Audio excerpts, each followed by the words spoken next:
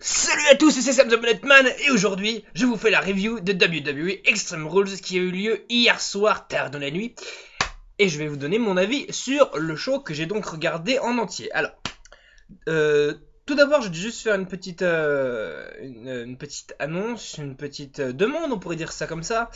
J'aimerais savoir si les personnes qui regardent mes vidéos, si elles pouvaient me laisser un commentaire, savoir comment ça se passe, comment elles regardent le pay-per-view, c'est-à-dire par quel biais elles le font, parce qu'il y en a plusieurs, hein. Bien sûr, il y a les moyens de s'abonner aux chaînes américaines directement, ce qui est assez compliqué. Après, il y a la chaîne française AB1, donc commentée par Christophe Ajus et Philippe Chiraud. Après, bien sûr, il y a par internet, parce que moi, du coup, au départ, je le faisais avec le site de la WWE pour être sûr d'avoir une connexion constante et bien propre, et une bonne qualité d'image. Maintenant, il faut savoir qu'aujourd'hui, ce n'est plus disponible qu'avec le network. Et je sais pas si c'est le cas pour vous, mais moi, le network m'envoie clairement me faire foutre. En gros, chaque fois que j'essaie de me connecter, et ça ne veut pas, sachant que c'est 9,99€, enfin, bon, 10$ par mois, ça fait 120 balles l'année. Bon, après, c'est vrai que pour certaines personnes, ça peut paraître ridicule comme ça, mais moi, ça me fait légèrement chier, sachant qu'il faut ajouter derrière le prix des pay-per-view à regarder. Donc moi ça m'emmerde un peu, sachant que je savais que je n'allais pas regarder de toute manière Extreme Rules sur le site de la WWE, mais j'avais simplement envie de savoir comment vous y preniez, parce que moi il me proposait je crois 45€ sur le site, sur le network. Donc je l'envoie se faire mettre et je me suis débrouillé autrement, mais j'ai quand même pu réussir à le voir le show. Alors faut savoir aussi que petite parenthèse terminée, donc voilà, partagez votre avis, voilà, c'est très logique. Écrivez un petit commentaire si jamais vous avez quelques réponses à m'apporter, ça me fera grandement plaisir. La dernière fois que j'ai fait une review, c'était celle de WrestleMania et j'ai fait de la grosse merde, c'est-à-dire que j'ai oublié énormément de choses. Et donc ce coup-ci, j'ai pris des notes, j'ai joué l'intelligent et j'ai pris quelques notes. Donc c'est peut-être normal si de temps en temps je regarde mes feuilles qui sont ici. Ensuite, la dernière chose, c'était la dernière chose. On va en parler de WWE Extreme Rules. Et bah c'est parti, je vous envoie les résultats. Et je vais attaquer avec le pré-show. Alors, faut savoir premièrement que si vous me suivez depuis que je fais mes vidéos, en général je ne prends pas le temps de regarder le pré-show. Parce qu'en général, ce n'est pas un match d'un grand intérêt et je pense que c'était plutôt le cas avec le match qu'on nous a proposé en pré-show pour Extreme Rules, à savoir El Torito contre Hornswoggle dans un WLC match. Donc un WLC, c'était un TLC, donc Tables, Ladders and Chairs, mais avec des petits bonhommes. Et donc du coup, je n'avais pas sommeil, et donc du coup, à 1h45, avant de me lever, je me suis dit, on s'en fout, au point où j'en suis, j'ai allumé mon ordi, et puis du coup, j'ai pu voir un petit peu une bonne partie du match. Bon, c'était du pur divertissement, hein, donc de ce que j'en ai vu, mais c'était assez rigolo, on va dire. Je vais pas dire que c'était intéressant parce que bon, c'est un match de personnes de petite taille. Euh, mais disons que les FreeMB et Los Matadores se sont débrouillés pour faire marrer les gens, pour rendre un côté divertissant à ce match-là. De toute manière, on peut pas s'attendre à du grand catch de la part d'Hornswoggle ou de El Torito. Euh, mais c'était assez drôle. Simplement, donc j'ai gardé un petit peu en diagonale, hein, je vais pas vous donner les détails du match. Euh, C'était tout en minuscule. Il y avait tout en minuscule. Il y avait l'arbitre était nain. Ils avaient mis une mini table de commentateurs avec mini JBL, mini Jerry Lawler, mini Michael Cole. Il y avait un mini annonceur, des mini tables, des mini chaises, des mini échelles, des mini tout. Il y avait tout était, enfin voilà, le ring était normal, c'était pas un mini ring, mais ils ont vraiment tout mis à la hauteur d'Hornswoggle et d'El Torito, ce qui était assez drôle, ça m'a fait marrer. Et le public a été vachement réceptif en fait, et c'est quelque chose qui est plutôt pas mal pour un pré-show. C'est cool, pardon, c'est qu'on a eu un public très réceptif et parce que bon, voilà, c'est un match quand même TLC et ça a été bien respecté parce que on a eu pas mal de passages à travers la table, que ce soit pour les FreeMB ou pour Hornswoggle ou etc.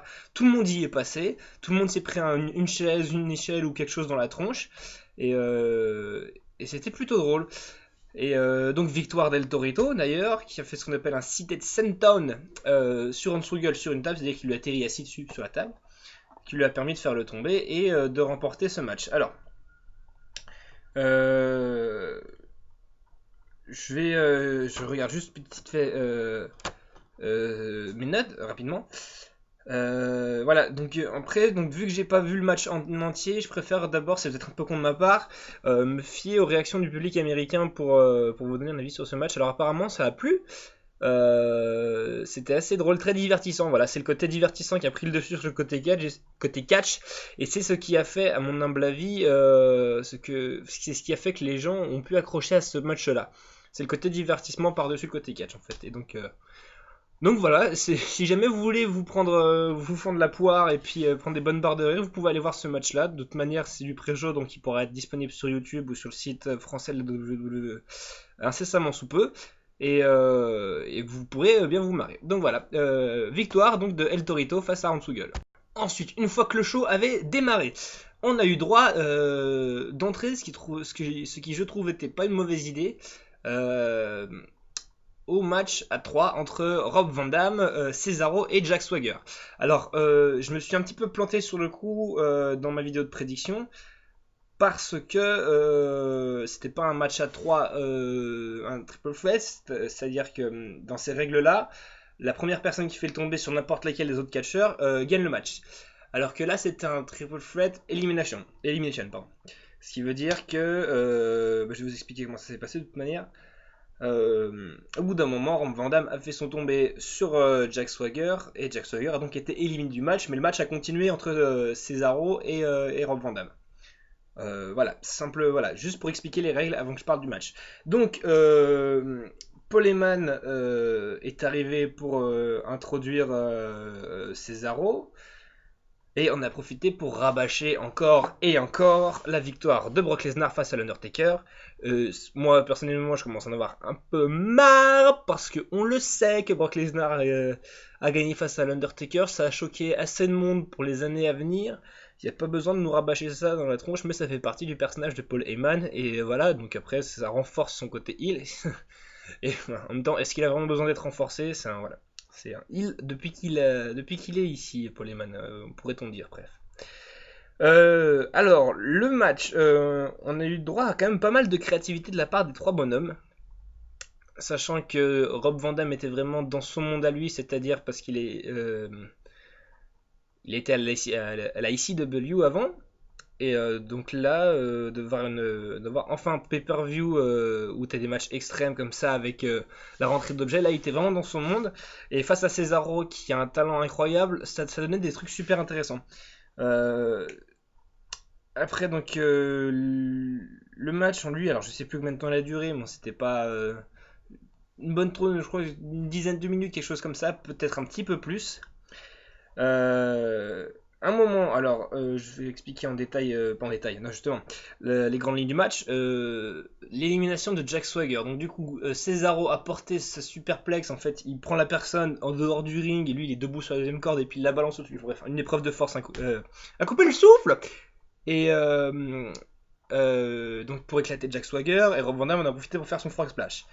Tombé, enchaîné, et donc voilà, on s'est retrouvé Jack Swagger éliminé et Cesaro et Rob Van Dam face à face.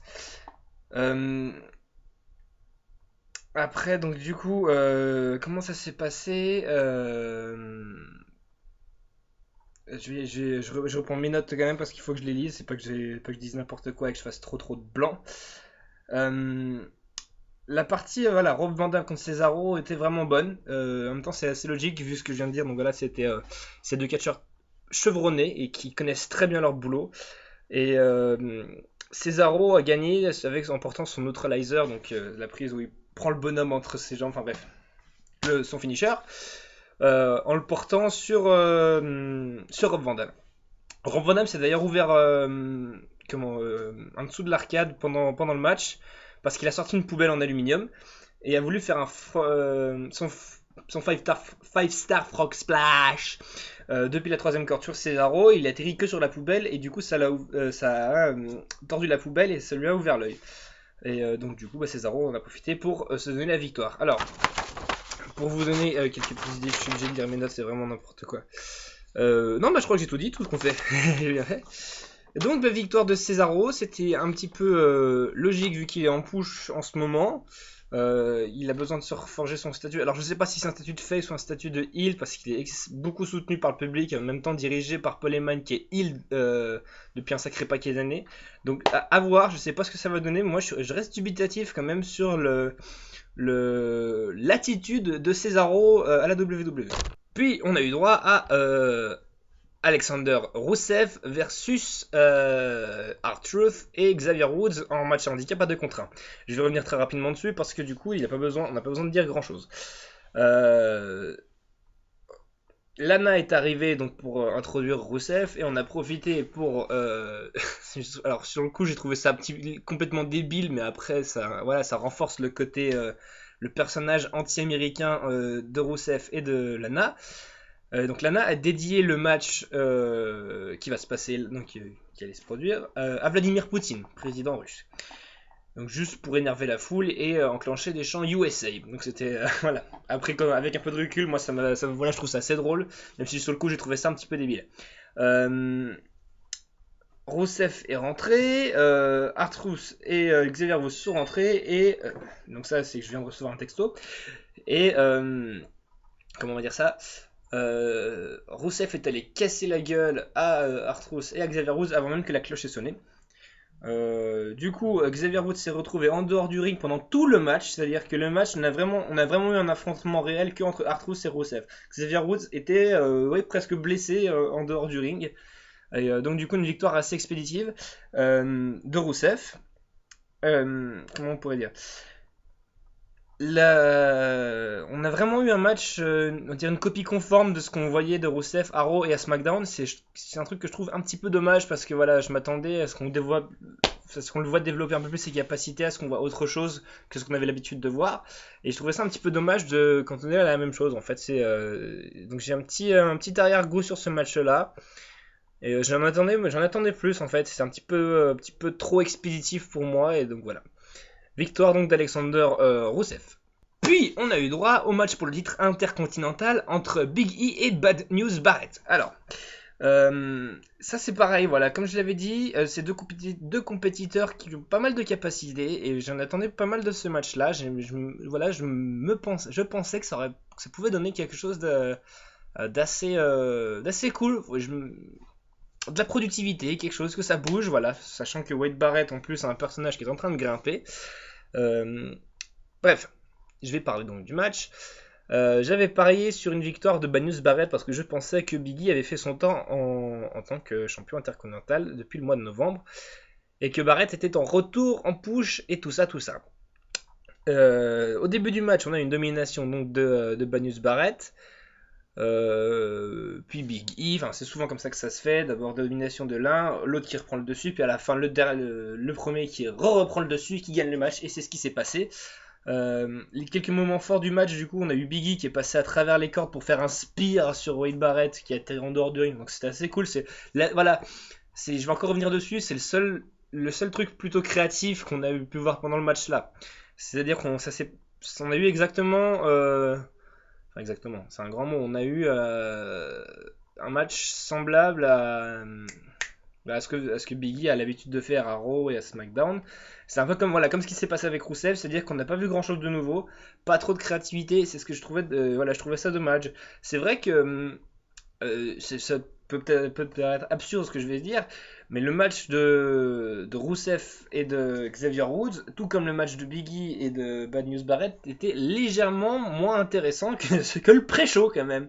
Parce que le pré-show, voilà, avait un côté divertissement qui accrochait le public. Bon, après, c'est peut-être l'excitation du début de show, j'en sais rien, bref. Pour revenir sur le match, on a eu le droit à un Wasteland de Wade Barrett, donc c'est la prise où il prend le bonhomme sur ses épaules et puis il l'éclate sur le dos juste devant lui. Donc ça c'est une prise qu'il avait à l'époque où il faisait la Nexus, où il était avec The Core, et une prise qui s'est mis d'ailleurs à arrêter de poser. Donc moi en ce qui me concerne, qui connaît plutôt pas mal sans me vanter les prises de finition des catcheurs, ça m'a fait sourire de le voir réutiliser cette prise là. Puis il enchaîne donc du coup, bref, voilà, il a enchaîné avec son Bull Hammer, donc son fameux coup de coude, ce qui lui a permis donc de gagner la victoire. Et donc victoire donc de Bad News Barrett, nouveau champion intercontinental. Donc j'ai réussi mon pari. Mais voilà, comme je disais précédemment, j'en attendais un peu plus de ce match-là. C'est ça que je trouvais, je trouvais, voilà, pareil, un petit goût amer. Comme s'il manquait, voilà, il manquait ce petit plus qui fait que le match pouvait être donné quelque chose de vachement bon. Le match n'était pas mauvais en soi parce que voilà, avoir Biggie et Bad News Barrett dans le ring, on sait que voilà, il y a de toute manière, ça va se matcher, il va y avoir quelque chose. Le match ne peut pas être mauvais, je pense. Mais voilà, j'attendais pour un pay-per-view. Surtout que voilà, en général, l'excitation descend après WrestleMania. C'est bien d'avoir un pay-per-view qui remonte le bordel. Donc Extreme Rules, j'aurais bien aimé que ça, voilà, ça pète un peu plus. Ça n'a pas été le cas. Mais bon, tant pis. On verra bien ce que ça donne pour les prochains mois. Je pense que Biggie va demander son rematch. Je sais même pas si ça existe pour les titres mineurs. Mais si c'est pas le cas, j'ai peur par contre, petit aparté, qu'il n'y a pas grand chose à voir. Je sais pas ce que le personnage de Big E va devenir durant les prochaines semaines. C'est-à-dire que même pendant un moment, j'avais même pensé, vu qu'il y a eu une vraie bagarre entre Big E et Titus O'Neil au SmackDown juste avant le show, donc vendredi dernier, j'ai même pensé que Titus O'Neil aurait pu débarquer pendant le match pour empêcher Big E de conserver son titre ou une connerie comme ça, et se réenchaîner sur une rivalité. Mais bon, du coup, voilà. Il y a un grand mystère sur l'avenir de Big E à la WWE, et on verra bien ce que ça donne. Mais en ce qui concerne le match, victoire de Bad News Barrett et nouveau champion intercontinental. The Shield versus Evolution. Alors, tout d'abord, je vais redire des choses que je dis beaucoup en ce qui concerne l'ordre des matchs. Euh, on a eu énormément de promos pour The Shield versus Evolution, parce que c'était quand même un sacré match, une affiche qui avait une belle gueule. Et The Shield étant présent à tous les Raw, presque tous les SmackDown pour confronter Evolution, je pensais que du coup la WWE mettrait le match un petit peu plus tard dans le show pour donner un côté prestigieux, un côté voilà, match énorme qu'on garde pour la fin parce qu'on garde toujours le meilleur pour la fin. Mais du coup, voilà, et face à Daniel Bryan qui était très peu présent à cause de sa blessure et de même pour Kane, ou alors ça m'est pas parvenu, je sais pas, peut-être que je merdouille hein, là-dedans. Bref, je pense, même pendant Extreme Rules, on a eu des promos vidéo de The Shield versus Evolution, donc je pense que la WWE aurait dû jouer sur ça pour pas intervertir les deux matchs, mais les rapprocher l'un de l'autre vers la fin du show. Bref, Evolution est arrivé sur le ring. The Shield, qui est arrivé aussi passant par le public, comme ils ont l'habitude de faire, et ça a éclaté en bagarre générale très rapidement. Gagné par The Shield, et donc le match a pu reprendre après une certaine forme, c'est-à-dire que les catcheurs sont mis dans le ring, tout bientôt propre, et le match a pu commencer. Alors, les 10 premières minutes ont été vraiment à la dominance d'Evolution. Grosse performance de Seth Rollins pendant cette période-là, qui en a pris simplement plein la gueule. Dean Ambrose qui est arrivé juste après pour la même chose, jusqu'à ce que Roman Reigns rentre sur le ring. Alors, ensuite le match a commencé à exploser à partir de ce moment-là. C'est vrai que c'était un petit peu con. Le match a été un petit peu long à s'emballer, mais vous allez voir que dans mes secondes explications, vous allez comprendre que ça valait le coup. Dean Ambrose a fini par sauter depuis la table des commentateurs sur Triple H et Randy Orton. Ça a fini par se battre dans le public avec Seth Rollins et Dean Ambrose face à Roman Reigns, face à Triple H et Randy Orton. Seth Rollins a même un moment sauté depuis une barrière de sécurité qui est à 4 mètres du sol sur Randy Orton et Triple H. Voilà, donc vraiment taré ce bonhomme. Seth Rollins, il a fait un sacré truc, mais pour moi, c'est le catcheur qui a le plus de capacité catchesque dans l'équipe de The Shield. Et ça se confirme au fur et à mesure des matchs qu'il fait. On a eu donc ça, qu'est-ce que j'oublie je le fais très rapidement hein, parce que le match en lui il a duré 20 minutes. Le public. Bien participatif, surtout à partir du moment où ça commençait à partir en l'extérieur du ring. Des chants holy shit, des This Awesome. Batista, ah oui, en ce qui concerne Batista, il se fait huer dès qu'il rentre sur le ring, ce bonhomme, c'est incroyable. Et on a eu des chants Boutista, des chants You Can't Wrestle, donc ça veut dire tu ne sais pas catcher. Ce qui à mon sens c'est plutôt vrai, il ne sait pas catcher. Voilà. Roman Reigns et Batista sont restés sur le ring, on a eu droit à un Superman Punch de Roman Reigns sur Batista, enchaîné d'un Spear qui lui a valu le tomber victorieux. Victoire donc de The Shield, et c'est, si je me rappelle bien, le seul match où du coup je me suis planté sur mon pari. Un match qui était, voilà, comme je disais, un petit peu long à s'emballer, mais ça valait le coup d'attendre parce que la suite du match était vraiment excellente. C'était un petit peu ce qu'on attendait, une vraie guerre. De toute manière, c'était comme ça qu'on l'avait promu. Le match, c'était pas une bataille, une vraie guerre, hein, vraiment quelque chose de mastoc. De toute manière, c'était une affiche qui donnait énormément envie. C'était celle qui me donnait à moi le plus envie et j'étais plutôt satisfait. Dans la suite des événements, qu'est-ce qu'on peut attendre? Moi, The Shield, je sais pas trop du coup. Est-ce que ça aurait réellement grand sens de faire continuer cette rivalité? Je sais pas.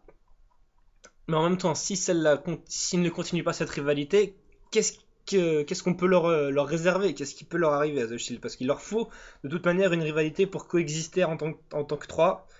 Et après Evolution, je sais pas vraiment ce qui peut atteindre, voire rehausser le niveau. Donc je sais pas du tout. Mais en ce qui concerne le match, donc victoire de The Shield face à Evolution. Puis on a eu droit au match Steel Cage entre Bray Wyatt et John Cena. Alors, John Cena s'est fait rentrer à moitié hué, à moitié acclamé comme d'habitude. L'entrée de Bray Wyatt était absolument magnifique. C'est-à-dire que le public se mettait à applaudisser. T'avais les flashs de tout le monde qui filmait. Non, c'était vraiment magnifique, ça valait le coup parce que comme Bray Wyatt rentre dans le noir complet sur sa musique, ça donnait vraiment une entrée magnifique. La majeure partie du match a été dominée par Bray Wyatt. C'est-à-dire que c'est lui qui a construit, je pense, une plus grosse partie du match. Et, et c'est plutôt dommage, connaissant les capacités de John Cena, parce que voilà, il y a beaucoup de gens qui crachent sur la tronche de John Cena. Moi, je trouve que voilà, ce mec-là, même s'il a du mal à s'adapter à ses adversaires, en fait, c'est ça le principal problème de John Cena. Mais je sais qu'il a beaucoup de capacités. Ensuite, enfin, il a pu à le prouver d'ailleurs. Dès que John Cena a essayé de s'échapper de la cage, il y avait Eric Rowan et Luke Harper qui étaient là pour l'en empêcher, c'est-à-dire qu'ils le remettaient dans la cage. Normalement, enfin voilà, ça leur a même joué des tours parce que John Cena a même réussi à ramener Luke Harper dans la cage. Il y a eu quelques combats pour sortir, rentrer par la porte et tout ça. Au moment où John Cena allait sortir, les lumières se sont éteintes. On a eu l'espèce de d'image, comment dire, subliminale. Putain, je trouve des mots de fou aujourd'hui. On a eu la petite image subliminale de The Shield, bah voilà, et j'enchaîne sur une connerie, c'est parfait. La petite image subliminale de la Wyatt Family à chaque fois qu'ils rentrent sur le ring ou quelque chose comme ça.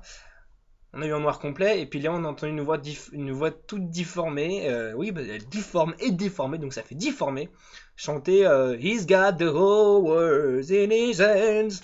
Bref, le chant qui hante John Cena, et en fait les lumières se sont rallumées, c'était un petit gosse qui était juste devant la porte en train de chanter à John Cena, avec le micro qui déformait sa voix. John Cena était complètement choqué, et donc du coup, ça a permis à Bray Wyatt de porter son finisher, son Sister Abigail, et de sortir du ring par la porte, et donc de gagner le match, donc victoire de Bray Wyatt. En ce qui concerne, je vais relire mes notes rapidement. Voilà, je ne lis presque plus mes notes parce que je me rends compte qu'en fait, chaque match que je vous raconte est beaucoup trop long. J'ai pris beaucoup trop de détails. Alors, c'était un bon match. À mon sens et à mes yeux, pas aussi bon que celui de WrestleMania. C'est-à-dire que John Cena n'a pas été poussé à la limite comme ça a été le cas à WrestleMania. C'est-à-dire que c'est le but de Bray Wyatt, c'est de faire sortir le monstre qui est à l'intérieur de John Cena. Et ça a commencé à se produire à WrestleMania alors que là on n'a eu rien du tout pendant Extreme Rules. Alors je sais pas, est-ce que ça va s'arrêter là? Est-ce que ça va continuer? Parce qu'on a une victoire de chaque côté, on va peut-être avoir un troisième match pour clore tout ce bordel. J'en sais rien, mais si jamais il y a un troisième match, j'espère qu'il sera bien meilleur que celui qu'on a eu Extreme Rules. Le match était bon, mais n'était pas très très reluisant. Voilà, donc victoire de Bray Wyatt. Ensuite, on a eu droit au match de Diva, pour le titre des Divas, entre Paige et Tamina. Alors, si vous voulez un petit peu de flashback sur comment Paige est arrivé pour le titre des Divas, je vous invite à regarder ma vidéo de prédiction, parce que j'ai pas envie de tout répéter maintenant, je suis désolé. Et du coup, je vais parler du match. Donc, Tamina, je suis vraiment pas client. Elle est vraiment moche, cette nana en plus. Je la vois. Enfin, je sais pas. S'il y a des gens qui la voient en tant que championne. Voilà, c'est un petit peu con ce que je vais dire parce que je reprends un peu les paroles de ce qu'il disait l'autorité par rapport à Daniel Bryan. Les champions doivent avoir un certain charisme, une certaine tronche. Mais le problème, c'est que Tamina n'a rien de ça. Bref, c'est mon avis personnel. Pendant le match, on a eu droit à un départ tonitruant de Paige, qui a montré ses capacités. Ça a été ralenti par Tamina. Pas grand chose d'intéressant, ou normalement si ce n'est que Paige avait les jambes accrochées aux épaules de Tamina, ce qui a permis à Tamina de l'exploser dans la barricade. Et puis voilà quoi. Puis on a eu la révolte de Paige qui a pu terminer en posant sa prise de soumission. Donc victoire de Paige, elle garde son titre. Alors, c'était plutôt, sans mentir, c'était plutôt bon pour un match de diva. Ça confirme, j'en parle très vite, hein, du coup, bien sûr, parce que le match était assez rapide. Euh, mais ça confirme ce que je disais dans ma vidéo de prédiction, c'est-à-dire que Paige, elle a vraiment des capacités. Elle a que 21 ans, elle est canon. Ouais, ça c'est, pardon. Elle est, et donc je confirme que si elle se trouve un bon entraîneur, si elle reste à la WWE, elle peut avoir de belles années devant elle, car elle a montré de choses assez intéressantes pendant ce match, souple, propre dans ses prises. Et moi, c'est quelque chose auquel je m'attache beaucoup chez Nouveaux Talents, parce que c'est comme ça que je juge un catcheur. C'est pas par sa capacité in-ring, par ses capacités au micro ou quoi, mais c'est par ses talents in-ring. C'est pour ça que j'adore des mecs comme Dolph Ziggler, comme CM Punk aussi. Bon, ça, voilà, c'est un cas particulier. Drew McIntyre, j'aime beaucoup aussi. Et il y avait un catcheur qui aujourd'hui cache à TNA. Je sais pas si vous vous rappelez, il s'appelle Trent Barretta et il a montré des choses super intéressantes pendant la petite période où il était à la WWE. Et j'ai trouvé ça un petit peu dommage de laisser partir un talent comme ça. Bref, euh, pour en revenir rapidement sur le match des Divas, après je passe au main event. Donc ça confirme bien ce que je disais. Je pense que Paige peut avoir de belles années devant elle et qu'elle a des capacités. Et j'ai hâte de voir ce que ça peut donner face à des vraies bonnes catcheuses comme Natalia, comme Leila. Ça peut donner des trucs super intéressants. Parce que Tamina, c'était pas non plus la référence. D'ailleurs, Tamina, faudrait qu'elle arrête de crier comme si elle accouchait quand elle était sur le ring, parce que c'est super désagréable. Ça te nique le match, ça te nique les oreilles quand t'es dans le public. Ouais, voilà. Donc, victoire de Paige. On en arrive au main event, c'est-à-dire Daniel Bryan, champion WWE et poids lourd en même temps, qui défendait son titre face à Kane. Kane qui est de retour en Big Red Monster avec le masque, les cheveux longs, le costume, tout ça, tout beau. Dans un match Extreme Rules. C'est-à-dire un match avec aucune interdiction, utilisation d'objets, pas de décompte extérieur. Et donc du coup, ça promettait quelque chose de sympa. Et je dois dire, même si voilà, je partais un petit peu dubitatif sur ce match parce qu'on n'avait pas eu beaucoup de promos. Mais franchement, à l'image du match de The Shield et d'Evolution, c'est-à-dire que ça a mis un petit peu de temps à démarrer, mais une fois que c'est parti, c'est parti. La cloche à ce... Comment je relis mes notes, du coup, on a eu droit à plusieurs kendo sticks, des objets, des chaises qui sont rentrées sur le ring, et puis au bout d'un moment, les mecs sont sortis du ring, Daniel Bryan était projeté contre la barrière de lumière qui est juste à côté de l'entrée des catcheurs, je sais pas si vous voyez bien ce que je veux dire. Ça a fini en backstage, ça a fini sur un parking, où les mecs ont commencé à se battre sur les voitures. Il y a même Kane qui a balancé une bonbonne de gaz sur Daniel Bryan qui l'a évité au dernier moment parce qu'elle s'est plantée dans leur pare-brise. Puis, comment ça s'est terminé? On a eu Daniel Bryan qui a chopé un pied de biche pour mettre Kane KO. Il l'a posé sur un Fenwick. Il a relevé Kane sur le Fenwick et puis il l'a ramené carrément sur le ring. Par le Fenwick, c'est-à-dire qu'il a carrément levé les fourches, il a posé Kane, il l'a laissé tomber comme une merde sur le ring. C'était d'ailleurs assez drôle et il a sorti, fait un coup de boule de la troisième corde, un coup de boule depuis le haut des fourches qui était quand même à ouais, 3-4 mètres du sol donc directement sur Kane. Puis au bout d'un moment, il a été contré. Kane s'est réveillé comme l'Undertaker, il était couché par terre, il s'est rassis d'un seul coup. Chokeslam sur le ring, chokeslam à travers la table des commentateurs. Puis Kane a sorti une table et il a sorti de l'essence et un briquet. Puis Il a enflammé la table et s'est fait projeter à travers. Je lis mes notes, c'est logique. Donc il s'est fait éteindre par les pompiers qui étaient là, enfin les pompiers, les gars de la sécurité qui s'étaient ramenés avec des extincteurs. Il est remonté sur le ring. Le finisher de Daniel Bryan, son running high knee, donc ce coup de genou en pleine tête pour la victoire. Donc du coup, victoire de Daniel Bryan qui conserve ses 2 titres. C'était plutôt cool, je dois dire, même très agréable de voir enfin un pay-per-view de manière générale qui respecte sa définition. C'est-à-dire qu'on a eu pas mal de trucs extrêmes, des trucs qu'on voit très peu dans l'année. Une table en feu, ça fait je sais pas combien d'années qu'on n'avait pas vu ça, moi j'ai trouvé ça trop bien. Et en ce qui concerne le match, c'était plutôt pas mal. Heureusement, voilà, la stipulation a permis, voilà, vu qu'il y a une stipulation et que l'entrée d'objets et que ça part un petit peu partout, on peut pas juger les catcheurs sur leur performance in-ring du coup. Donc c'est vraiment le côté divertissement de mettre aucune règle dans ce match-là. À la fin du match, par contre, une fois que Daniel Bryan est parti, il était sur la rampe, Kane en a profité pour... il s'est relevé, et puis il a juste fait son geste pour faire péter les flammes. Donc ça en gros, ça veut dire que ce n'est pas fini. Et qu'on va peut-être avoir un rematch ou quelque chose comme ça, où ça va suivre sur les prochaines semaines à Raw, donc ce soir, donc on verra bien ce que ça donne. Mais victoire de Daniel Bryan. J'en ai terminé avec WWE Extreme Rules. Un pay-per-view, alors je dois dire que c'est vrai, pour ceux qui ont vu la vidéo de prédiction, j'y suis allé vraiment à reculons parce que voilà, je manquais de volonté, je manquais de motivation. Et puis je me suis forcé, c'est peut-être ça qui est c'est dommage de devoir se forcer pour un pay-per-view de catch. Mais voilà, j'ai pas été déçu. J'ai d'ailleurs bien dormi parce que j'ai oublié de me réveiller ce matin. Je suis arrivé avec 2h15 de retard au boulot, mais c'est pas grave. Donc là, on est lundi soir. Raw, je verrai tous les matchs, le résumé, tout ça demain matin. Et en ce qui concerne le show, voilà, plutôt bon.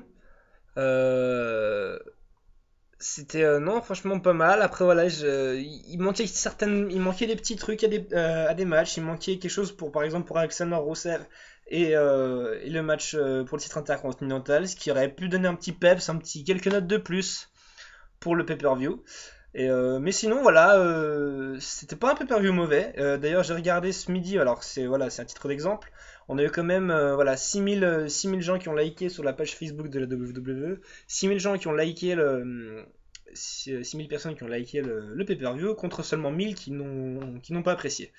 Donc c'est en progrès de manière comparé à WrestleMania et à Elimination Chamber et au Royal Rumble.